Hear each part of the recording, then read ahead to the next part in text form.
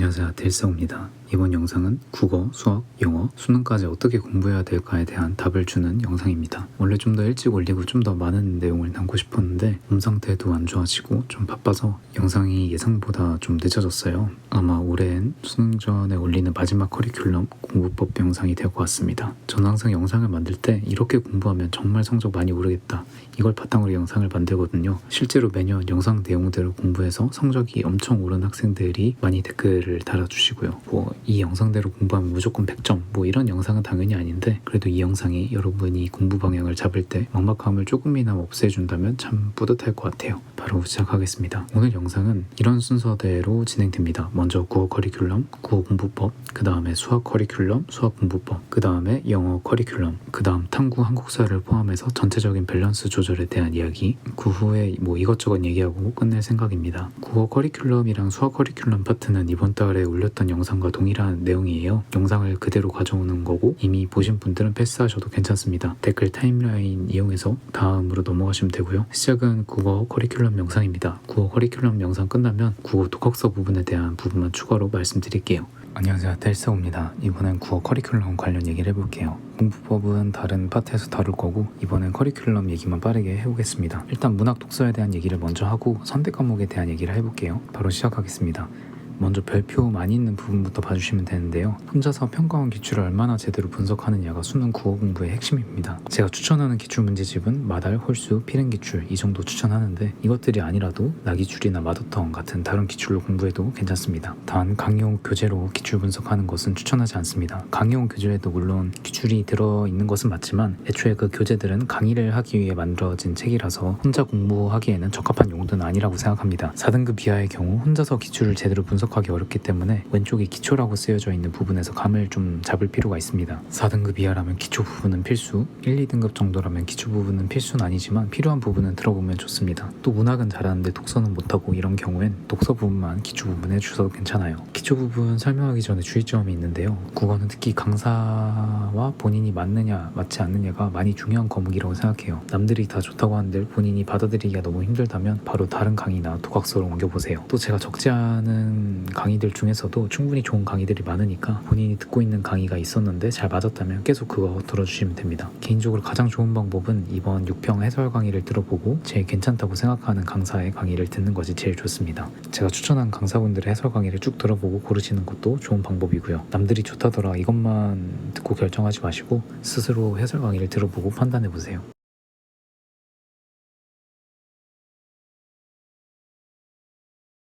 잡소리는 여기까지 하고 문학 기초 강의들부터 살펴보겠습니다. 대성 먼저 확인해 볼게요. 문학 개념 매뉴얼은 문학 개념어에 대한 강의고요. 문학론은 문학 전반에 대한 강의, 고전시가 올인원은 고전시가에 대한 강의입니다. 세 개를 다 들어도 좋고요. 필요한 강의만 들어도 좋습니다. 메가에서는 딱히 문학 쪽으로 엄청 추천하고 싶은 선생님은 없어요. 그나마 강민철 선생님인데 강민철 선생님은 호불호가 좀 갈려서 들어보고 괜찮으면 계속 들어주시면 될 것 같아요. 그 다음 독학서는 필렘 생각의 전개와 수능적 문학 개념을 추천하는데요. 필렘은 문학 전반에 대한 독학서고 수능적 문학 개념은 문학 개념어에 대한 책이에요. 독학서로만 문학 공부하는 경우엔 두 권을 다 구매해서 보는 것을 추천드립니다. 다음은 독서 파트입니다. 대성에선 김승리 선생님의 오르카, 김미경 선생님의 리미에르, 앙가르드, 마그나 카르타 이렇게 추천드리는데요. 오르카 같은 경우 문학, 독서 합쳐져서 구성된 강좌입니다. 저는 여기서 독서 파트만 추천드리는데 본인이 원한다면 문학 파트도 들으셔도 괜찮아요. 김민경 선생님의 강의 같은 경우 3개나 추천드렸는데 리미에르랑 앙가르드 같은 경우엔 좀 컴팩트한 강의라서 막 양이 엄청 많고 그런 건 아니에요. 다음은 메가스터디 강의들인데요. 김동욱 선생님의 1클래스, 2클래스, 이원준 선생님의 브레인 크래커, 고난도 기출 마스터, 강민철 선생님의 강기본, 세기본 이렇게 추천드립니다. 김동욱 선생님의 경우 4등급 이하인 경우 추천드려요. 강민철 선생님, 이원준 선생님 같은 경우 1에서 3등급 정도인 경우에 추천드립니다. 좀 두 분의 색이 다르기 때문에 해설 강의 같은 걸 들어보고 결정하는 걸 추천하고요. 독학서는 지금 제가 이것저것 구매해서 확인 중인 상태라서 지금 당장 언급하기는 어려울 것 같고 나중에 통합본 올릴 때 독서 부분 독학서도 추천드리는 걸로 하겠습니다. 이렇게 간단하게 문학이랑 독서 기초 부분 설명해봤는데요. 중요한 것은 어떤 강의를 듣느냐가 아니라 기초에서 배웠던 것들을 혼자서 기출 분석하면서 내가 잘 써먹고 있는지를 점검하는 게 굉장히 중요합니다. 그러니까 그냥 본인 듣는 분 믿고 열심히 공부하시면 되고 기출 분석 혼자 빡세게 열심히 해주시면 됩니다.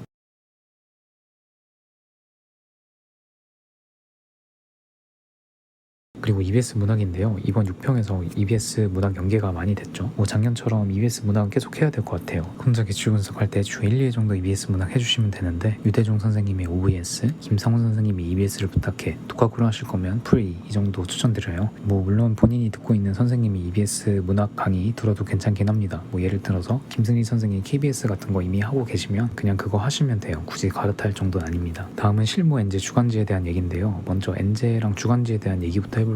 일단 중요도 하라고 적어뒀는데 이유는 크게 두 가지입니다. 첫째로 평가원 기출도 제대로 분석 못한 경우가 대부분인데 엔제랑 주간지를 하는 게 의미가 없다는 생각입니다. 그 시간에 기출 분석하는 게 더 낫다는 거죠. 둘째로 시간 대비 효율이 많이 낮은 공부라고 생각해요. 국어 엔제나 주간지를 푼다는 것은 그만큼 국어에 시간 투자를 많이 해야 된다는 건데 다른 과목이 안정적인 상황이 아니라면 밸런스를 해치는 원인이라고 생각합니다. 개인적으로는 다른 과목 1등급이 나오는 거 아니면 엔제랑 주간지는 비추합니다. 단 국어만 못해서 국어에 투자할 시간이 5시간이 넘어가는 경우엔 보는 거 당연히 좋습니다. 실무는 이감, 상상, 한수, 바탕 이렇게 있는데 이감이 제일 무난한 것 같고 다른 실무 보셔도 괜찮습니다. 실무 시작 타이밍은 평가원 기출 분석을 좀 제대로 한 것 같다 이런 느낌 들 때 기출 분석이랑 병행해 주시면 되고요. 특히 올해는 문제 형식이 바뀐 첫 해라서 평가원 기출로 실전 연습을 하기 어렵기 때문에 실무는 거의 준필수라고 생각하시면 될 것 같아요. 말 그대로 실전 연습을 위해서 계속 봐준다고 생각하시면 되고 이거 할 때도 기출 분석은 계속 해야 됩니다. 기출 분석은 수능 전날까지 하는 거라고 생각하시면 되고 그래서 별표를 저렇게 많이 쳐둔 거고요. 정리하면 공부하는 순서가 다음과 같습니다. 그리고 선택 과목에 대한 얘기를 좀 해볼게요. 화작 엄매에서 상위권의 경우 무조건 엄매가 유리한 건 이제 확실해진 것 같아요. 수능날 얼마나 유리할지는 못 가봐야 아는 거고요. 이번 6평 때처럼 나오면 엄매가 매우 유리한 건 맞습니다. 그럼 무조건 엄매로 가야 되나? 그런 건 또 아니에요. 딱 정리해드리면 엄매로 가도 되는 경우는 수학이 1등급이 나오는 경우예요. 솔직히 수학 1등급이 안 나온다? 문법 공부할 시간에 수학 공부하는 게 맞다고 생각합니다. 언어는 유대종 선생님, 전영태 선생님 이렇게 두 분 추천드리고요. 강의 들은 다음에 다담 엔제 같은 거 푸는 거 추천드려요. 매체 파트는 올해 처음 나온 파트라 저도 좀 추천드리기가 애매하네요. 저도 아직 어떤 분이 좋은지 잘 모르겠어요. 화작은 제가 따로 강의를 확인해 본 건 없는데 제 멘티들 기준으로는 강민철 선생님 화작 강의 호평이 꽤나 많았습니다. 참고하시길 바라고 종합편에서는 화작 컨텐츠를 조금 더 보완을 할 생각이에요. 이것저것 확인 중에 있는 것들이 있어서 지금 일단 이 정도만 언급하는 걸로 하겠습니다. 커리큘럼 영상 일단 이 정도로 간단하게 마칠게요. 정말 중요한 건 기출 분석이라는 거 명심해 주시면 될 것 같고 기출 분석을 어떻게 해야 되는지는 국어 공부법 파트에서 조금 더 자세하게 얘기해 보도록 하겠습니다. 끝.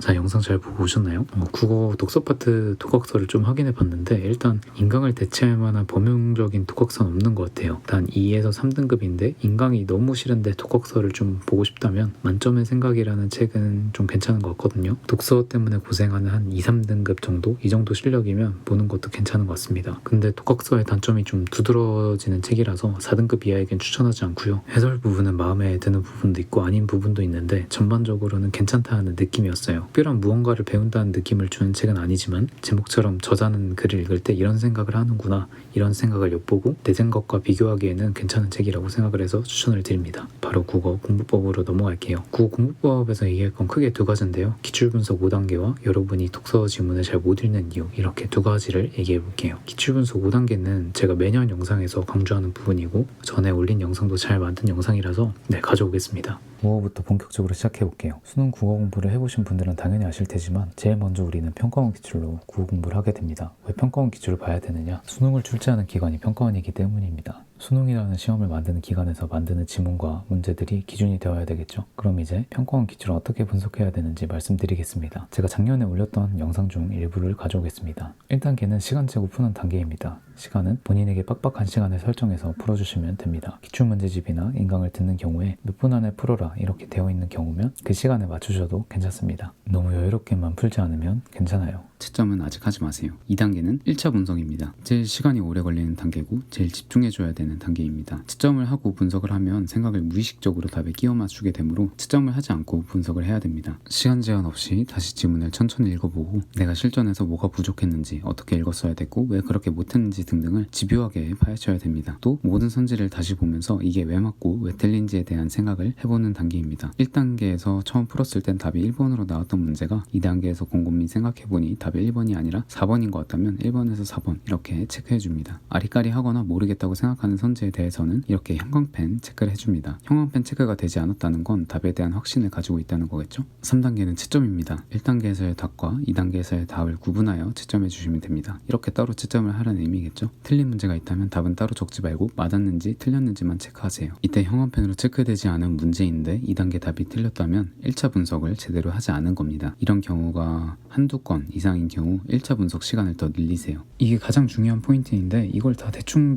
하는 것 같더라고요. 이러면 기출 분석하는 의미가 없어요. 2단계가 시간도 많이 걸리고 많이 지치거든요. 아는데 그래도 이걸 해야 늘어요. 형광펜 체크를 안 했는데 틀린 거면 이거는 분석을 더 자세하게 해야 된다는 의미입니다. 2단계 1차 분석 시간을 더 늘리세요. 알겠죠? 아리까리한 것들은 다 형광펜 치시고요. 2단계를 제대로 해야 실력이 는다는 점 참고해주세요. 옆에 채점해줄 사람이 있으면 그 사람한테 채점을 부탁하고 형광펜 치지 않았는데 틀린 문항이 있는지 물어보세요. 있다면 2단계로 다시 되돌아가시고요. 없다면 4단계로 넘어가면 됩니다. 옆에 채점해줄 사람이 없으면 그냥 혼자 하셔도 돼요. 4단계는 2차 분석입니다. 형광펜 친 부분들, 틀린 문제, 지문 다시 보면서 한 번 더 생각해 줍니다. 2차 분석 단계는 1차 분석처럼 많은 시간을 쓰지는 않으셔도 괜찮습니다. 5단계는 해설과 비교하는 단계입니다. 틀린 문제, 지문, 그리고 형광펜 쳤던 문제, 해설지를 보거나 해설 강의를 들으면서 내 풀이 사고 과정과 비교하시면 됩니다. 비교하면서 얻어갈 건 얻어가고 내가 실전에서 어떻게 해야 이렇게 풀 수 있을까에 대한 생각을 해보세요. 단순히 해설 보면서 아 그렇구나 하는 건 의미가 하나도 없습니다. 내가 실전에서 이렇게 할 수 있을까? 어떻게 해야 될까? 이런 생각을 하는 게 매우 중요합니다. 여기까지가 5단계에 대한 설명이고요. 형광펜 친 것들은 부족한 부분이니까 나중에 복습할 때마다 봐주면 됩니다. 국어를 잘 못한다면 2단계인 1차 분석에서 시간이 정말 많이 들게 되는데 그게 정상입니다. 분석을 제대로 해야 실력이 늘게 됩니다. 쭉 넘어가면 실력이 절대 늘지 않습니다. 다음은 2단계에 대한 보충 설명인데요. 2-1 꼭 채점 전에 분석하셔야 되고 2- 분석하실 땐 실전 분석과 사후적 분석을 명확히 구분하세요. 가장 쉬운 예로 모르는 단어를 찾아보는 건 사후적 분석이죠. 사후적 분석도 당연히 국어 실력을 기르는 데 도움이 됩니다. 단 실전에서 할 수 있었던 것과 아닌 것을 명확히 구분하세요. 실전에서 모르는 단어를 알려주는 사람 없으니까요. 실전 분석 같은 경우는 내가 실전에서 어떻게 읽었어야 되고 어떻게 풀었어야 되는지, 막히는 부분은 어떻게 해결했을지 등등 내가 실전에서 어떻게 해야 되는가에 대한 생각을 하는 게 실전 분석이고, 단어를 찾아본다거나 문장 한 문장을 곱씹으면서 이게 이런 뜻이구나 이해하는 거 깔끔하게 구조도로 정리한다거나 실전에서 할 수는 없지만 국어 실력을 늘리는 데 도움이 되는 여러 것들, 그런 거 사후적 분석을 명확히 좀 구분을 하세요. 어디까지 실전에서 가능한지는 사람마다 다르고 실력 따라 다릅니다. 실력이 점점 늘어감에 따라 실전에서 할 수 있는 것들이 점점 늘어나겠죠. 2-3 제가 모든 선지 하나하나 보면서 아리까리한 선지들은 전부 형광펜으로 체크하라고 했었죠. 이게 사실 진짜 중요한 건데 대충 하는 분들이 너무 많은 것 같아요. 형광펜으로 체크한 선지 말고는 틀리지 않도록 연습해야 내가 아는 것과 모르는 걸 구분하는 실력이 늘어나고, 그 실력이 늘어나야 국어 시간을 확 줄일 수 있습니다. 시험장에서 모든 선지를 확실하게 판단할 수 있으면 좋겠지만 현실적으로 대부분의 사람은 그렇게 하기 어렵습니다. 판단하기 어려운 선지가 나올 수도 있고 시간 문제로 모든 선지를 정확하게 판단하기 어려울 수도 있죠. 시간 부족으로 고민하는 경우에 이 형광펜 연습을 열심히 해서 적어도 내가 뭘 알고 뭘 모르는지를 확실히 안다면 확실히 정답이라고 판단되는 선지를 고르고 다른 선지 안 읽고 다음 문제로 넘어갈 수 있습니다. 이것만 해도 시간을 굉장히 많이 줄일 수가 있어요. 근데 형광펜 체크를 대충 연습해서 형광펜 체크 외에서도 오답이 나는 경우에 본인도 불안해서 그냥 답을 고르고 넘어갈 수가 없습니다. 다음은 3단계 채점입니다. 꼭 1차 분석을 제대로 하고 채점을 하세요. 먼저 채점을 하면 1차 분석을 할 때 답에 맞춰서 생각을 끼워 맞추게 되거든요. 그래서 꼭 1차 분석을 한 다음에 채점을 하시고요. 다음은 4단계 2차 분석입니다. 이때 형광펜 치지 않았는데 틀린 것들 정말 유심히 체크하셔야 됩니다. 형광펜 친 것 외에 틀리는 거 0개에서 2개 정도 나오는 정도가 1차 분석 열심히 했다고 생각하시면 되고요. 3개가 넘어가면 그냥 1차 분석 시간을 더 늘리고 조금만 아리까리해도 형광펜을 다 치세요. 국어는 우리말이라서 뭔가 대충 보면 다 아는 것 같은 착각을 제일 많이 하게 되는 과목입니다. 내가 뭘 알고 뭘 모르는지를 구분하는 게 핵심이라는 거. 5단계는 해설과 비교하기입니다. 이것도 마찬가지인데 한국인이기 때문에 당연히 해설을 보면 아 그렇구나 하고 이해가 당연히 가능하죠. 해설을 보고 내가 왜 이런 생각을 못했는지, 내가 어떻게 글을 읽고 어떻게 문제를 풀어야 되는지 다시 고민을 하셔야 됩니다. 특히 인강을 5단계로 활용하는 경우에 들으면 뭔가 엄청 이해 잘 되고 뭔가 내가 국어를 잘하는 것 같은 착각을 하기 쉬운데 착각 맞으니까 내가 이 문제를 처음 보았다고 가정하고 내가 왜 이렇게 읽었어야 됐고 이렇게 풀었어야 되는지 실전에서 막히는 부분이 나왔을 때는 어떻게 대처할지 이런 것들을 스스로 고민해보고 답을 내야 합니다. 국어는 특히 남이 푸는 걸 보면 굉장히 쉬워 보이기 때문에 더 조심하셔야 되고요. 또 아까 얘기한 것처럼 실전과 사후적인 분석을 딱 구분해서 받아들이시면 됩니다. 보고 오셨나요? 많은 학생들이 이걸로 등급 끌어올린 학생이 정말 많아요. 꼭 이대로 이렇게 기출 분석해 주시기를 바랍니다. 그리고 독서에 대한 얘기를 좀 해볼 건데요. 문학 같은 경우는 뭐 인강 내용이랑 크게 다를 것 같지 않아서 스킵하고 독서 부분은 저처럼 설명하는 사람이 없어서 이것도 영상을 가져와 보고 이번 6평의 PCR 지문을 좀 그런 식으로 같이 보는 걸로 하겠습니다. 이번 영상에서는 왜 문장이나 글을 제대로 이해 못할까에 대해서 얘기해 보겠습니다. 먼저 문장을 완벽하게 이해 못하는 여러 가지 이유가 있겠지만 가장 중요한 원인이면서 대부분의 학생들이 신경 안 쓰는 원인이 있습니다. 그 원인은 바로 단어입니다. 구구절절 설명하는 것보다 직접 느껴보는 게 편하겠죠? 자, 이 단어들의 뜻을 5살짜리 꼬마에게 설명해 준다고 생각해 보세요. 영상을 멈추고 1번부터 10번까지 봐주시면 됩니다. 저 단어들 중에서 처음 보는 단어가 있었나요? 꽤나 많이 보고 들어본 단어들일 텐데 그럼에도 불구하고 단어의 뜻을 제대로 알고 있지 못하는 경우가 대부분일 거예요. 1번 소정이라는 뜻이 작은이라는 뜻인가요? 소정의 선물이라는 건 정해진 선물이란 뜻입니다. 소정의 교육이수라는 건 정해진 교육이수, 소정의 양식을 작성해주세요 라는 건 정해진 양식을 작성해주세요 정도의 뜻입니다. 다시 돌아와서 문제점이 뭔지 아시겠나요? 익숙한 단어임에도 단어의 뜻을 정확히 모르는 경우가 꽤 많습니다. 근데 본인이 모른다는 사실을 정확하게 인지하지 못합니다. 대충 느낌만 알고 있지만 제대로 잘 알고 있다고 착각하는 경우가 많습니다. 소정이라는 단어처럼 그 느낌조차 틀릴 때가 있고요. 그리고 모르는 단어가 나왔다고 해서 그 단어를 찾아보려고 하지도 않죠. 대충 느낌만 아는 단어들로 이루어진 문장을 읽는다는 건 문장을 읽어도 딱 거기까지만 이해할 수 있다는 것과 같습니다. 물론 대략 이해는 다 가능하겠지만 이런 단어들로 만들어진 문장이 계속 나온다면 이해가 계속 조금씩 깎여 나가게 되겠죠. 그렇다고 단어를 알아야 된다 라는 말이 사전적인 의미를 외우라는 건 아니고 5살짜리 꼬마가 이거 무슨 뜻이에요? 라고 물어보면 간단하게 대답해 줄 정도로는 알아야 된다는 거죠. 특히 눈에 너무 익숙한 단어들은요. 어휘책을 보는 것도 물론 괜찮은 선택이지만 어떤 책도 어떤 선생님도 모든 단어를 다 알려줄 수 없기 때문에 평소에 단어를 찾아보는 습관을 만드는 것이 더 중요합니다. 기출 분석하면서 단어를 찾아보는 것은 물론이고 일상생활을 하면서도 모르는 단어가 나왔을 때 검색해보는 습관을 만드는 걸 추천드립니다.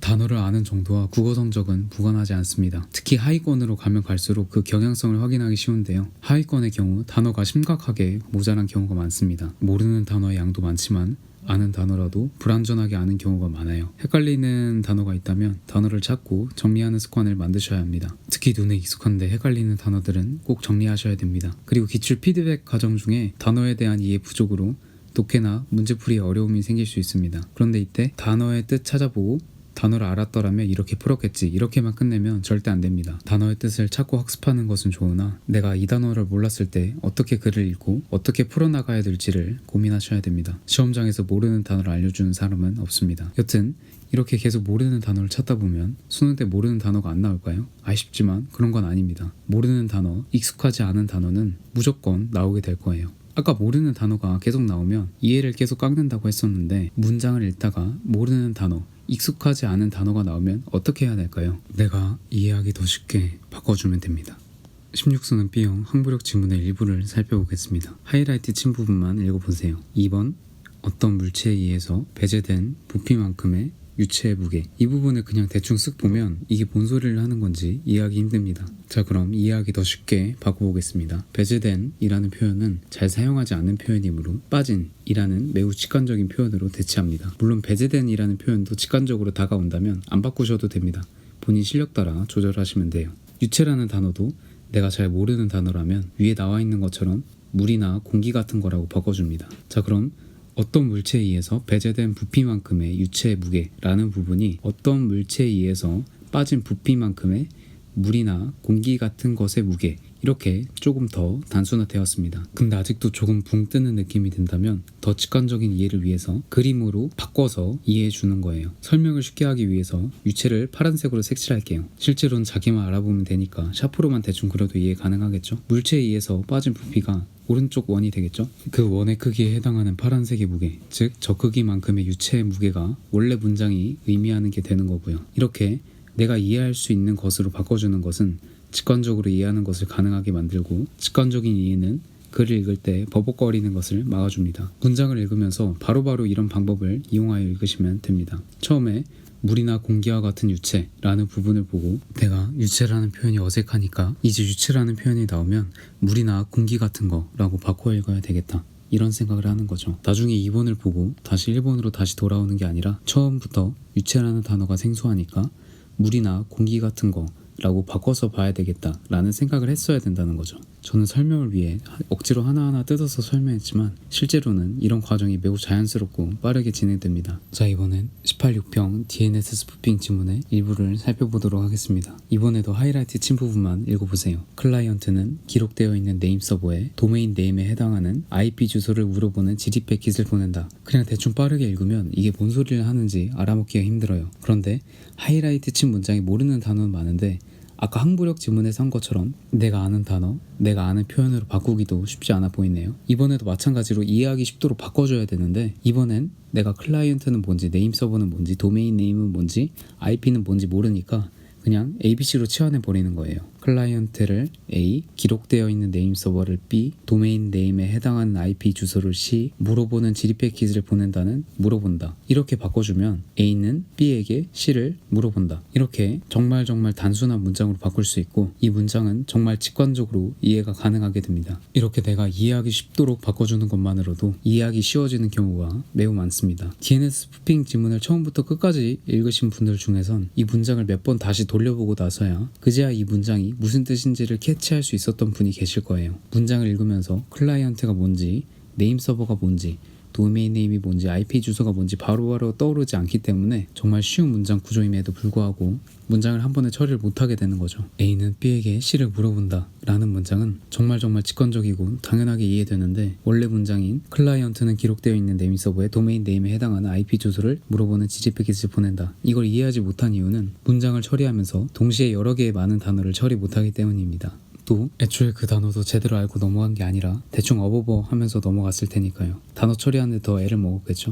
여러 단어를 처리하는 게 아니라 하나만 처리하는 과정이라면 어떨까요? 클라이언트는 B에게 C를 물어본다. 쉽게 이해되죠? A는 기록되어 있는 네임 서버에 C를 물어본다. A는 B에게 도메인 네임에 해당하는 IP 주소를 물어본다. A는 B에게 C를 물어보는 지리 패킷을 보낸다. 쉽죠? 그러니까 내가 명확하게 이해하는 단어, 직관적으로 바로 써먹을 수 있는 단어, 여기선 ABC에 익숙하지 않은 표현, 단어가 조금 나오더라도 뇌는 큰 무리 없이 이 정도 수준의 문장을 훌륭하게 처리할 수 있습니다. 그런데 원래 문장처럼 익숙하지 않은 것들이 동시다발적으로 나오면 뇌에 점점 부하가 걸려 점점 힘들어진다는 거죠. 물론 사람마다 힘든 정도는 다 다릅니다. 같은 시간 동안 단어에 관한 정보를 생각하는 속도도 차이 나고 보았던 단어의 의미를 기억하는 능력도 차이 나고 뭐 여러 가지 이유가 있겠죠. 근데 이유가 뭐든 간에 위에서 얘기한 것처럼 이걸 여러 번 읽어야 간신히 이해가 가능했다면, 내가 평소에 어려운 문장을 남들보다 못 읽었다면 잘 떠올려 보세요.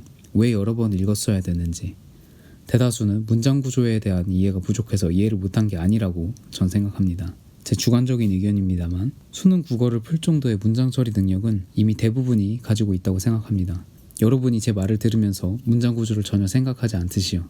이해할 수 있는 문장인데도 문장을 이해 못하는 대부분의 경우는 처리할 정보가 많아지면서 문장이 이해가 안 되는 경우라고 생각해요. 다만 평소에 간단한 문장을 읽을 때에도 놓치는 부분이 생기거나 잘못 읽는 경우가 많다면 문장 처리에 대한 이해를 더 높일 필요가 있다고 생각합니다. 이럴 경우엔 문장 강의를 들으면서 읽는 습관을 교정하시는 것을 추천합니다. 자, 다시 돌아와서 아까 말했듯이 대부분의 학생들은 문장 처리 능력을 잘 갖추고 있기 때문에 단어를 제대로 처리할 수 있으면 문장을 이해할 수 있겠죠. 우리가 항부력 지문, DNS 스푸핑 지문에서 우리는 단어를 어떻게 처리했었죠? 이해하기 쉽게 바꿔줬었죠. 항부력 지문에서 했던 것처럼 내가 알고 있는 표현들을 바꿔주던가 그림을 활용한다던가 DNS 스푸핑 지문에서 했던 것처럼 ABC로 바꿔준다던가 이렇게 바꿔주는 행위는 처리를 의식적으로 해줌으로써 처리 과정을 단순화시킨다고 볼 수 있습니다. 즉, 바꿔주는 행위가 문장을 이해하는 데 필요한 처리 과정을 줄여줌으로써 문장을 더 쉽게 이해할 수 있도록 만들어줍니다. 복잡하게 설명했지만 해야 할 건 단순합니다. 이해하기 쉽게 바꾸자. 자, 이때까지 우리는 이해할 수 있는 문장을 이해하는 법을 배웠습니다. 그럼 이제 바꿔서 읽는 법도 알았으니까 이제 모든 문장, 글을 완벽하게 이해하는 일만 남았을까요? 아쉽지만 이번에도 아닙니다. 잠깐 수학 공식을 하나 보고 넘어갈게요. 오일러 공식은 다음과 같습니다. 2의 iX승은 코사인 x 플러스 i 사인 x. 우리는 이 i, x, 코사인, 사인 전부 뭔지 알고 있어요. 누가 오일러 공식이 뭐냐고 물어보면 그냥 답해 줄 수 있을 거예요. 2의 ix승은 코사인 x 플러스 i 사인 x라고. 그런데 우린 이 식을 이해했다고 말할 수 있을까요? 이 공식이 대체 뭘 의미하는지 고교 수준에서는 알 수 없을 거예요. 앞으로는 우리가 이 식을 이해 못했다고 생각한 것처럼 직관적인 이해, 당연하게 받아들일 수 있는 이해만 이해라고 부르겠습니다. 오일러 공식을 읽을 수 있었지만 이해할 수 없었던 것처럼 국어 문장에서도 마찬가지로 읽을 수 있지만 이해할 수 없는 문장이 존재합니다. 이런 것들이 이제 이해 불가능한 문장 혹은 받아들여야 되는 문장이라고 얘기하겠습니다. 쉽게 얘기하자면 직관적으로 이해 가능한 문장을 제외한 나머지 문장입니다. 이해가 가능한지 불가능한지에 대한 구분은 절대적인 것이 아닙니다. 누구에게는 당연하게 이해 가능한 문장이 누구에게는 이해 불가능한 문장이 될 수도 있는 거죠. 직관적으로 이해 가능한 문장, 받아들여야 되는 문장에 대해 조금 더 설명해 보겠습니다. 요건 16구평 B형 항암제 지문인데 이번에도 하이라이트 친 부분만 읽어보겠습니다. 암세포에서는 변형된 유전자가 만들어낸 비정상적인 단백질이 세포 분열을 위한 신호 전달 과정을 왜곡. 물론 이 문장이 당연하게 이해 가능한 문장이라고 생각할 수 있는 사람도 많겠지만 그게 아닌 사람의 입장에서 문장을 보겠습니다. 자, 받아들여야 되는 문장인데 대충 무슨 말을 하는지는 알겠습니다. 그런데 지문을 끝까지 다 읽고 문제를 풀 때에도 확실하게 기억할 수 있을 것 같은지를 생각해보면 그런 건 또 아니거든요. 받아들여야 되는 문장의 경우 내가 적당히 뭔 말인지 알아먹어도 내가 직관적으로 받아들인 것도 아니고 완벽하게 이해한 것이 아니기 때문에 글을 읽다 보면 기억 속에서 금방 사라지는 경우가 많습니다. 그래서 내가 뭔 말인지 알아먹었어도 까먹을 것 같으면 체크해 주는 거예요. 자, 이번에는 18구평 LP 지문입니다. 하이라이트 친 부분 읽어보세요. 몇 번을 읽어도 이게 뭔 헛소리를 하는 건지 대충 알아먹기도 어려운 부분이 있습니다. 말 그대로 직관적으로 이해 불가능한 문장이 존재합니다. 이해할 수 있는 만큼 최대한 이해해보고 그래도 안 되면 그냥 체크하고 넘어가시면 됩니다. 자, 정리해 볼게요. 직관적으로 이해 불가능한 문장, 받아들여야 되는 문장이 있는데 이건 대충 알아먹을 수 있는 문장일 수도 있고 아예 뭔 헛소리를 하는지 도통 알 수 없는 문장일 수도 있습니다. 뭔 소린지 알겠어도 까먹을 것 같으면 체크해주고 그냥 뭔 소린지 모르겠으면 체크해주고 넘어가시면 됩니다. 체크를 하는 이유는 나중에 문제를 풀 때 막히는 부분이 생기면 체크된 부분만 확인하고 풀면 되기 때문입니다. 나머지는 내가 잘 이해하고 기억한 부분들이기 때문에 체크된 부분을 찾아보면 답이 나오게 되어 있습니다. 자, 총복습을 해보겠습니다. 자, 처음엔 우리가 단어를 다뤘습니다. 단어를 정확히 알지 못하여 문장을 정확히 이해할 수 없다. 그래서 단어를 잘 알아둬야 된다 라는 말을 했었죠. 그렇지만 잘 아는 단어, 익숙한 단어만 나오는 것은 아니기 때문에 이해하기 쉽게 바꿔줄 필요가 있다. 내가 알고 있는 표현으로 바꿔주던가 그림, 식으로 바꿔주던가 ABC 이런 식으로 바꿔주던가 이런 식으로 이해하기 쉽게 바꿔줌으로써 문장을 쉽게 이해할 수 있다. 그런데 그렇다고 해서 모든 문장을 완벽하게 이해 가능한 건 아니다. 까먹을 것 같은 내용이나 뭔 소린지 모르겠다면 체크를 하고 넘어가자. 문제를 풀다가 막히는 부분이 생기면 체크된 부분을 다시 읽어주면 된다. 사실 흉곽된 친 부분은 그냥 내용이 없어요. 그냥 PCR, A, B, C, D가 필요하다. 그냥 이게 끝인 거거든요. 근데 제가 여기부터 당황을 막 하는 거죠. 아, 이게 뭐야? 이건 뭐야? 하면서 이제 여기서 이제 멘탈 나가면서 그냥 뒤에를 다 못 읽어버리는 그런 상황이 발생을 했는데 이 시험이 국어 시험이지 과학 시험이 아니잖아요. 그래서 그냥 이해할 수 없는 문장인데 너무 막 이해하려고 하니까 말리게 되는 거죠. 그러니까 이해할 수 없는 거는 그냥 체크하세요. 그냥 체크하고 나중에 찾으시면 돼요. 그러니까 이해할 수 있는 데까지는 이해하셔야죠. 그러니까 이런 대부분 최대한 이해할 수 있는 건 당연히 이해해야 되겠죠.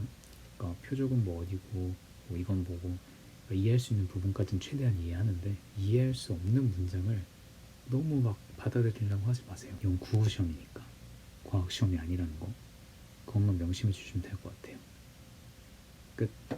독서 부분에 대한 설명은 재색이 정말 많이 들어간 거라서 꼭 이대로 해야 되는 것은 아닙니다. 본인이 기존에 공부하고 있는 방식에 살을 붙인다는 느낌으로만 활용해 주시면 되고 단 5단계로 기출 분석하는 것까지는 정말 열심히 해주세요. 뭐 여튼 이런 식으로 기출 분석 쭉 해주시면 되고 기출 분석이 어느 정도 된 것 같다 이런 생각이 들 때부터 실무로 실전력을 기르는 훈련을 해주시면 되는데 실무로 시간 분배 연습 꼭 해주면서 시간 안배에 대한 감을 익혀주시고요. 저 같은 경우는 모의고사를 2세트씩 풀면서 지치는 상황에서 집중력 탈탈 털린 상황에서도 풀어내는 연습을 했었습니다. 뭐 꼭 이렇게 해야 되는 건 아닌데 멘탈 집중력에 영향을 많이 받는 분들은 2세트를 연속으로 푸는 것도 괜찮은 방법이라고 생각합니다. 이번엔 수학 커리큘럼에 대한 영상이고요. 이번 달에 제가 올렸던 커리큘럼 영상을 그대로 올릴 건데 전에 보셨던 분들은 댓글 타임라인 이용해서 바로 수학 공부법 영상으로 넘어가시면 됩니다. 그냥 2배속으로 빠르게 보셔도 괜찮고요. 바로 시작하겠습니다. 자, 표에서 파란 부분을 보시면 총 5개의 파트로 이루어져 있는데요. 무조건 한 파트를 끝내고 다음 파트로 넘어가야 되는 것은 아니고 인접한 파트는 병행이 가능합니다. 예를 들면 기초 인강 파트와 기초 체화 파트는 병행이 가능하고 메인 체화 파트와 실무 엔제 기출 파트는 병행이 가능합니다. 근데 세 파트를 한 번에 진행하지 마세요. 기초 인강, 기초 체화, 메인 기출 강의 이렇게 한꺼번에 진행하는 것은 비추합니다. 이제 각각에 대한 설명을 드릴게요. 첫 번째, 기초 인강 파트는 내가 기본적인 공식도 모르는 경우, 완전 노베인 경우 이런 경우에 진행해 주시면 됩니다. 저는 5개의 강의를 써뒀는데 꼭 5개 중 하나가 아니더라도 본인에게 잘 맞는 강의로 진행해 주시면 됩니다. 과외를 받으셔도 좋고 개념원리나 풍산자 같은 책으로 학습해도 좋습니다. 다음으로는 기초 체화 단계예요. 기초 인강은 딱 기초적인 개념과 공식을 한번 구경해 본 단계고 당연히 그것만으로는 성적이 잘 나오지 않겠죠. 초등학교 때 선생님이 구구단을 열심히 알려줬다고 바로 구구단을 잘하게 되는 게 아닌 것처럼 기초 체화 단계는 구구단을 연습하는 단계라고 생각하시면 됩니다. 우리가 37에 21이 바로 나오잖아요. 근데 37에 20, 21 이렇게 얘기하는 사람은 구구단을 잘하는 사람이 아닌 거겠죠. 기초 체화 파트도 마찬가지입니다. 단순히 맞추는 것에 목적이 있는 것이 아니라 빠르고 정확하게 푸는 걸 초점으로 두고 공부해 주시면 됩니다. 쉬운 문제는 구구단을 하듯 빠르고 정확하게 이렇게 생각을 하시면 되고 센 규토라이트 엔제 기초 인강편에서 했던 교재 워크북 중 하나를 선택해서 진행하면 되는데 그리고 다음은 메인 기출 강의입니다. 제가 써둔 여러 강의들 중에서 1개에서 3개 정도 골라서 들어주시면 되는데 현재 본인이 투자할 수 있는 시간, 실력 등을 고려해서 몇 개까지 할지를 선택하세요. 2개 정도가 제일 무난한 선택이라고 생각합니다. 강의 추천 조합은 다음과 같습니다. 꼭 이렇게 해야 되는 것은 아니니까 참고만 하세요. 1개만 듣는 경우엔 이렇게 세 강좌 중 하나를 추천드립니다. 스마트 강은 좀 난이도가 있고요. 2개를 듣는 경우엔 이 조합들 중 하나를 추천합니다. 3개를 듣는 경우엔 이렇게 추천드립니다. 다시 말씀드리지만 꼭 제가 언급한 조합이 아니어도 괜찮아요. 다른 강의를 들으셔도 괜찮고요. 수어는 A 조합으로 진행했는데 수투는 B 조합으로 가는 것도 괜찮습니다. 그리고 꼭 강의를 더 많이 들어야 좋은 것도 아니고요. 그냥 이거 좋다더라 저거 좋다더라 하면서 마구마구 강의를 늘리지 마세요. 필요하면 더 한다는 느낌으로 가시면 됩니다. 미적 선택자는 저기 있는 강의들 다 괜찮고요. 기하 선택자의 경우 현우진 선생님, 배성민 선생님, 한성은 선생님 강의를 추천드리고 확통 선택자의 경우 현우진 선생님, 한성은 선생님, 이창무 선생님 이렇게 추천드립니다. 다음은 메인 체화 단계입니다. 혼자서 복습하면서 내가 왜 이렇게 풀어야 되는지 강사처럼 설명할 수 있는가를 체크해보면서 복습해 주시고 추가로 혼자서 기출문제집 풀어보면서 배운 것들을 체화해 주시면 됩니다. 이동훈 기출문제집이나 트윈 기출 중에 하나 골라서 진행해 주시면 됩니다. 다음은 실무 엔제 기출입니다. 학습 방법은 다음과 같습니다. 1. 실무를 먼저 풀어보고 부족한 부분을 찾아보세요. 그 다음에 선택지가 나뉘는데 전반적인 시간 관리 문제라면 실무를 더 푸시면 됩니다. 근데 특정 파트 문제라면 해당 파트 엔제와 기출을 쭉 다시 봐주고 온 다음에 이렇게 모자란 부분을 다시 채우고 난 후에 다시 실무를 보시면 됩니다. 이런 식으로 진행을 해주시면 되는데 주의할 점은 그냥 실무를 단순히 풀고 채점하고 이런 식으로 실무만 그냥 아무 피드백 없이 보는 것은 매우 추천하지 않고요. 꼭 실무를 보고 나서는 피드백을 반드시 해주셔야 됩니다. 이거 꼭 잘 신경 써주시면 되고요. 일단 지금 당장 나온 실무가 많이 없어서 일단 2개만 적어뒀어요. 엔제 실무 추천 목록은 계속 업데이트 할 테니까 참고해 주시면 될 것 같고 지금은 EBS랑 이동훈 교사경 먼저 다 보고 실무 조금씩 풀어보면서 모자란 부분 엔제로 보충해 주시고 하면 됩니다. 이번엔 수학 공부법에 대한 영상입니다. 수학 공부법 같은 경우 국어 공부법 영상과 마찬가지로 제 생각이 좀 많이 들어간 영상이에요. 커리큘럼 영상과는 다르게 배우고 있는 선생님의 관점과 좀 충돌이 있을 수도 있으니까 비판적으로 들으면서 좋은 점만 뽑아가시면 되겠습니다. 바로 시작할게요. 제가 어렸을 때 한 15년 전 미로 찾기를 좀 많이 했었어요. 처음엔 이렇게 평범하게 했었는데 계속 하다 보니까 이렇게 출발 지점과 끝 지점을 동시에 보면서 미로를 풀게 되더라고요. 양쪽에서 접근을 하니까 미로의 갈림길에서도 가야 할 길이 더 명확하게 보였습니다. 수학 문제도 마찬가지예요. 여러분이 출발 지점에서 시작해서 풀어내는 건 잘 하시는데 도착 지점에서 거꾸로 접근하는 걸 대부분 잘 못해요. 물론 아주 쉬운 문제들이라서 굳이 거꾸로 생각할 필요가 없으면 굳이 거꾸로 볼 필요는 없습니다. 근데 점점 복잡해질수록 한 번에 미로를 풀어내는 게 어려워지게 돼요. 그래서 이렇게 양쪽에서 차근차근 단계를 밟다 보면 이렇게 빨간색 화살표가 자연스럽게 보입니다. 예시 문제로 19수능 나형 21번 수투 문제를 풀어볼 건데 제가 2년 전에 올린 영상의 일부를 가져올 거예요. 손으로 문제를 풀지 않더라도 영상을 멈추고 어떤 순서로 풀어야 될까 이런 생각을 한번 해주고 난 뒤에 영상을 봐주시면 됩니다. 작년 수능 나형 21번입니다. 지금 동영상 멈추고 풀어보세요. 자, 제일 먼저 해야 될 건 조건 파악이죠. 자, 이렇게 총 6개의 조건이 있습니다. 문제에서 물어보는 게 보라색 조건 G2가 뭐냐 라고 묻고 있는데 이걸 보고 1번 Gx를 구해서 거기에 x는 2를 대입해야 되는 건지 2번 Gx를 알 수는 없고 G2라는 값이 톡 튀어나오는 건지를 보는 거예요.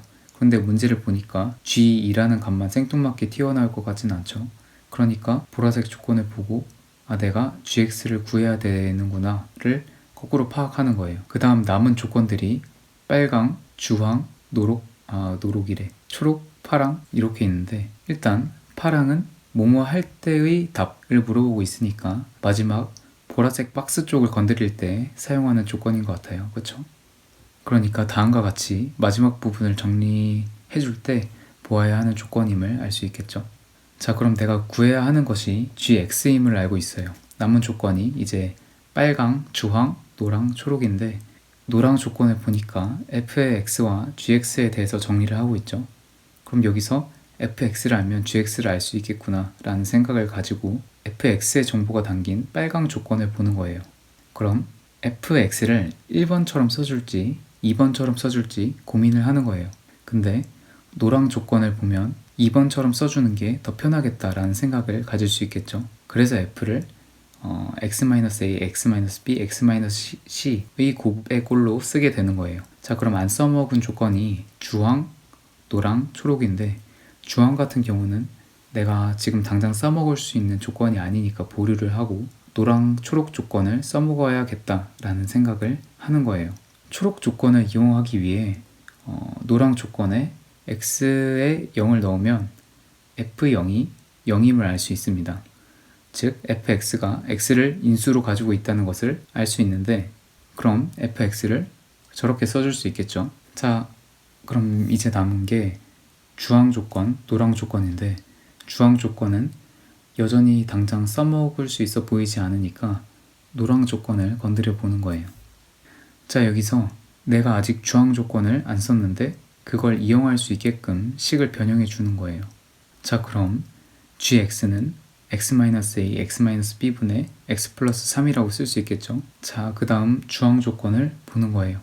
gx라는 놈이 실수 전체의 집합에서 연속이니까 x-a, x-b라는 놈이 허근을 가진다는 것을 알 수 있습니다. 만약 a와 b가 실수라면 gx가 x는 a 또는 x는 b에서 연속하지 않기 때문입니다.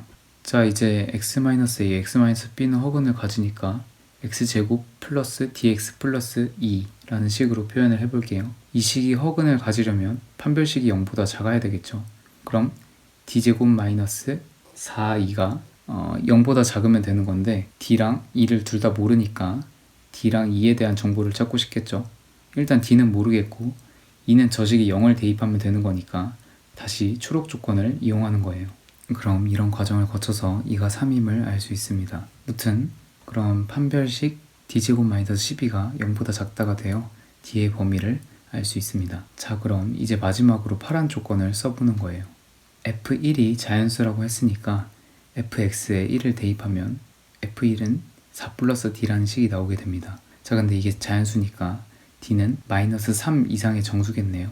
자, 그리고 gx가 위에 있는 식이니까 g2는 7 플러스 2d분의 5라고 쓸 수 있겠죠. 그런데 이거의 최소값을 묻고 있고 우리는 아까 d라는 놈의 범위가 마이너스 3 이상의 정수이면서 d제곱 마이너스 12가 0보다 작음을 알 수 있습니다. 즉 D로 가능한 숫자는 -3부터 3까지의 정수인데 G2가 최소가 되려면 D가 최대가 되어야 하니까 D가 3임을 알 수 있습니다. 대입하면 1번이 답으로 나오겠죠. 사고의 흐름, 생각의 흐름을 다 정리해서 말로 하다 보니까 길어졌는데 실제 제 손풀이를 보여드리면 그냥 이 정도로 끝나거든요.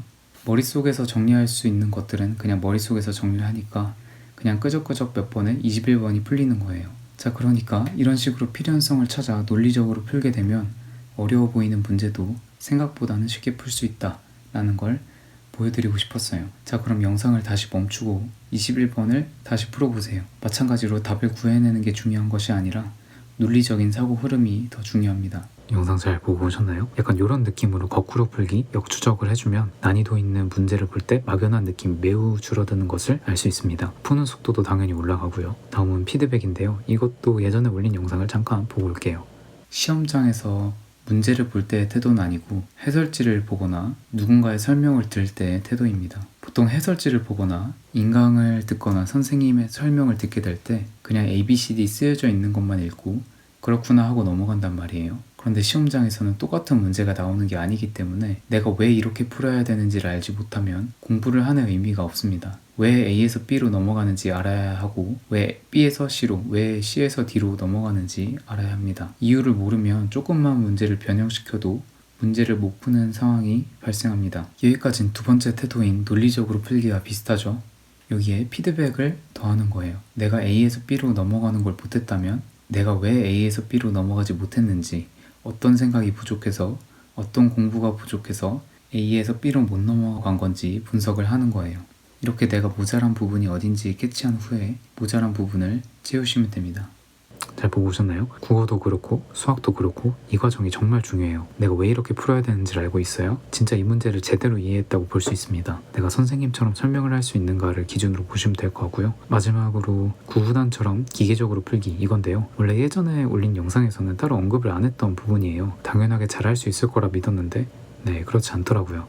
아까 화살표로 따지면 이 화살표 하나하나를 그어내는 기본적인 실력을 만들자 이런 느낌이고요. 자, 우리는 37에 21 이렇게 바로 나오잖아요. 근데 어떤 사람이 37에 20, 21 이러고 있으면 이 사람은 구구단을 잘 못하는 사람인 거죠. 대부분은 답이 맞은 문제에 대해서 너무 관대해요. 그냥 답을 맞았으면 이거지 하고 그냥 넘어가는데 여러분이 막 3 플러스 3 플러스 3 플러스 뭐 이거를 7번에서 21을 구해놓고 와 답이다 하고 좋아하는 경우가 너무 많습니다. 내가 좋은 풀이로 막히지 않고 풀어내는지 제대로 빠른 시간 내에 풀어내는지 이런 것들에 대한 체크가 좀 필요해요. 이번 6평에서 80점이 안 나온 분들은 사실 뭐 앞에서 얘기했던 거꾸로 접근하는 거, 역추적 이런 것보다도 또 그냥 당연하게 기계적으로 슥싹하고 풀고 끝내야 되는 걸 20, 20, 21 이러고 있단 말이에요. 이렇게 풀고 나서 문제집엔 이쁘게 동그라미 치고 그러면 안 됩니다. 일단 먼저 해야 될 건 소위 홈워식 채점을 절대 하지 말아야 된다는 거죠. 계산 실수하면 이건 실수니까 세모, 시간 오래 걸렸어도 맞았으면 동그라미 뭐 이런 식으로 하면 절대 실력이 늘지 않습니다. 채점하실 땐 엄격한 채점 기준으로 채점을 하셔야 돼요. 계산이 틀렸다? 그건 실수가 아니라 계산 능력이 부족한 거고 시간이 부족한 거면 빠르게 푸는 능력이 부족한 겁니다. 그냥 실수라고 넘어가시면 절대 안 되고요. 3점에서 쉬운 4점까지의 문제들 모의고사로 따지면 한 25문제 정도는 보자마자 풀이가 떠오르게 되는 수준까지 만들어야 됩니다. 이번 6평에서 80점 아래의 점수가 나오신 분들은 일단 내가 맞은 문제들은 제대로 풀고 있었나? 이것부터 먼저 체크를 해주세요. 한 25문제를 40분에서 60분 정도 안에 풀 수 있을 때까지 킬러보다는 이런 비킬러에 조금 더 초점을 맞춰서 공부를 해주세요. 앞에서 얘기했던 커리큘럼에서 기초 체화 라인을 할 때 이걸 좀 열심히 해주시면 되고요. 쉬운 문제들의 경우 방향성이 좀 뻔해서 상황에 대한 암기가 될 텐데 좀 이게 중요한 거예요. 당연히 이렇게 풀어야 되는 문제들은 그냥 바로바로 풀 줄 알아야 됩니다. 수학에서의 암기는 나쁜 거 아닌가요? 라는 생각을 하실 수도 있을 텐데 제가 말하는 건 구구단처럼 기본적인 것들은 암기한 것처럼 기계적으로 할 수 있어야 된다 이런 의미고요. 여러분이 구구단 암기에서 자유자재로 써먹는 것처럼요. 당연히 복잡한 문제로 가면 갈수록 화살표 하나로는 못 풀어요. 출발 지점과 도착 지점 사이의 거리가 머니까요. 그래서 처음에 얘기했던 것처럼 거꾸로 접근하면서 이렇게 이어나가는 게 맞는데 이렇게 하나하나 접근해 나가는 이 화살표 하나하나는 기계적으로 할 수 있게끔 만들어야 되는 겁니다. 화살표와 화살표의 관계를 생각하는 건 논리로 하는 거지만 화살표 하나를 그려내는 과정은 암기로 하는 느낌이라고 보시면 될 것 같아요. 정리해보면 1. 3점에서 쉬운 4점은 구구단처럼 기계적으로 풀 수 있어야 된다. 2. 중킬러 킬러는 거꾸로 접근, 역추적의 방식을 사용하면 풀이의 방향성이 쉽게 보인다. 3. 해설을 볼 때 내가 왜 이렇게 풀어야 되는지에 대한 이유를 찾자. 그래야 새로운 문제를 혼자 풀 때 풀어낼 수 있다. 이렇게 3가지예요. 이런 식으로 메인 체화 라인까지의 기출 분석을 마치고 대략 한 7월 중순에서 8월부터 본격적으로 실무 보시면 되는데 96점 이상을 목표로 하시는 분들은 시간 여유가 된다면 실무를 수능까지 한 70회 정도를 보는 걸 추천드려요. 최소 50회, 많으면 100회까지 푸시면 되고 연습하실 땐 1회에 70분에서 80분 재고 풀어주시면 됩니다. 근데 실무를 그냥 풀고 채점하고 그냥 끝내면 안 되겠죠. 앞에서 얘기한 것처럼 피드백을 좀 제대로 해야 돼요. 내가 어디가 약한지, 어디에서 시간이 많이 걸리는지를 잘 체크하고 피드백하면서 계속 보완해 나가야 됩니다. 엔제는 실무하시면서 모자라는 파트가 딱 보이는 경우에 그 부분 엔제로 커버하시면 되고요. 지금 메인 라인을 진행 중인 분들이면 이렇게 하시면 돼요. 근데 아직 기초 라인을 진행 중인 분들은 부편까지 메인 라인을 최대한 많이 진행한다는 느낌으로 가주시면 됩니다. 실력도 안 되는데 지금 뭐 실무를 보고 그러실 필요는 없고요. 일단 기출부터 제대로 한다는 마인드로 가주시면 돼요. 자, 여기까지 수학 공부법이었어요. 여기서 막간 홍보를 하자면 제가 수투 같은 경우는 제가 비대면 강의를 하고 있어요. 지금까지 얘기했던 수학 공부법을 바탕으로 최소 시간 투자로 기초 체화랑 메인 체화를 서포트해주는 비대면 강의를 하고 있는데 관심 있으신 분들은 댓글에서 링크를 눌러주시고 문의해주시면 됩니다. 홍보는 여기서 끝이고 다음은 영어인데요. 영어는 간단합니다. 기초 라인에서 단어, 문장 강의, 글 강의, 듣기, 메인 라인에서 문풀 강의 기출, 그 다음에 실무 이렇게 3파트로 나뉘어지는데요. 먼저 기초 라인부터 보겠습니다. 단어 같은 경우는 단어장을 한두 권 정도 봐주시면 되는데 영어에 투자할 시간이 좀 있다면 2권을 봐주시면 되고 영어에 투자할 시간이 없다면 한 권만 제대로 해주시면 됩니다. 한 권만 보는 경우엔 워마, 와이커 수능 중에서 하나 골라서 외워주시면 되고요. 2권을 보는 경우엔 A항과 B항 중 하나를 선택해서 진행해 주시면 됩니다. 다음은 문장 강의예요. 문장 강의는 영어 문장 읽는 법을 알려주는 강의입니다. 어떤 강사의 강의를 들어도 크게 상관없고 인강 사이트에서 강의하시는 분들 강의면 웬만하면 다 괜찮아요. 제가 생각하는 문장 읽기 방법과 좀 다르긴 한데 그렇다고 해서 수능 영어에 안 먹힌다 이런 것도 아니에요. 그래서 그냥 본인이 원하는 분 골라서 들어주시면 됩니다. 단 단어만 알면 대부분의 문장이 해석되는 경우엔 굳이 들을 필요는 없고요. 다음엔 글 강의예요. 글 강의 같은 경우는 말 그대로 글을 읽는 법을 알려주는 강의입니다. 문장보다 조금 더 큰 단위에서 공부를 하는 거죠. 물론 당연히 강의 듣고 학습하면 좋겠지만 시간이 시간인지라 영어에 투자할 시간이 많이 없다면 스킵하시고 영어에 투자할 시간이 좀 있다면 OT 들어보고 필요시에 강의 들으시면 됩니다. 다음은 듣기예요. 듣기를 안 틀리거나 틀려도 가끔 1개 정도 틀리는 경우라면 기초 라인에서 듣기에 투자하실 필요는 없어요. 나중에 실무하실 때, 기출할 때 감유지 정도로만 해주시면 되고 근데 듣기에서 1개에서 5개 정도 틀리는 경우라면 오르비북스의 듣보잡이라는 교재 추천합니다. 6개 이상 듣기에서 처참하게 틀리는 경우에 영어 노베는 이 영상에서 따로 방법을 언급하진 않겠습니다. 여기까지가 기초 라인인데요. 기초 라인을 제대로 끝내고 복습을 열심히 해주시면 보통 영어는 이상 등급대가 나와요. 여기서 잠깐 EBS 얘기를 하고 넘어갈게요. 기초라인 복습까지 했는데 3등급이 안 나오는 경우엔 EBS로 배운 것들을 체화한다는 느낌으로 봐주세요. 현재 영어 EBS는 국어 EBS와 달리 중요도가 매우 낮은 상황이에요. 그래서 필수는 아닌데 영어 글 읽기를 연습한다는 느낌으로 보면 가성비가 괜찮은 교재니까 기초라인 복습하면서 열심히 했는데 3등급이 안 나오는 경우에 기초라인 복습하면서 EBS를 한번 봐도 괜찮다 이런 느낌으로 보시면 되고 EBS를 하는 또 다른 케이스가 있는데 그냥 1등급이 나오는 경우 있잖아요. 공부 안 해도 1등급이 나오는 경우 이런 경우엔 그냥 감유지한다는 느낌으로 하루에 몇 지문 정도 EBS 봐주는 건 괜찮다고 생각합니다.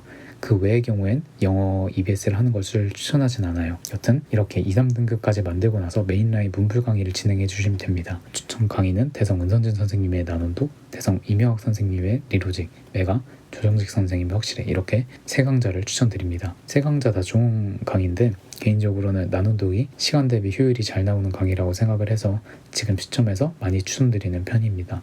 단 호불호가 좀 갈리는 편이라서 잘 안 맞으면 바로 다른 강의로 옮기셔도 되고요. 이렇게 문풀 강의를 다 듣고 기출 풀면서 체화 과정 거쳐주시면 웬만하면 1등급이 나와요. 근데 1, 2등급 왔다 갔다 하는 경우엔 추가로 실무를 좀 많이 풀어주면서 체화 과정을 더 거쳐주시면 되겠습니다. 영어는 이 정도만 해주시면 될 것 같아요. 다음으로는 밸런스 관련해서 좀 얘기를 해볼게요. 공부 시간 기준으로 하루에 국어는 2시간에서 4시간, 수학은 6시간에서 7시간, 영어는 1~2시간, 탐구는 2시간에서 4시간, 여기에 주 한두 시간 정도 한국사 해주시면 됩니다. 단 이 경우는 일반적인 경우로 특히 못하는 과목은 시간 늘려주고 그나마 잘하는 과목은 시간 줄여주면서 본인 상황에 맞게 조절해 주시면 됩니다. 공부량을 기준으로 보면 제가 국어, 수학, 영어를 크게 기초, 메인, 실무, 엔제, 기출 이렇게 세 파트로 나눴는데요. 모든 파트의 진도가 비슷하게 나가면 돼요.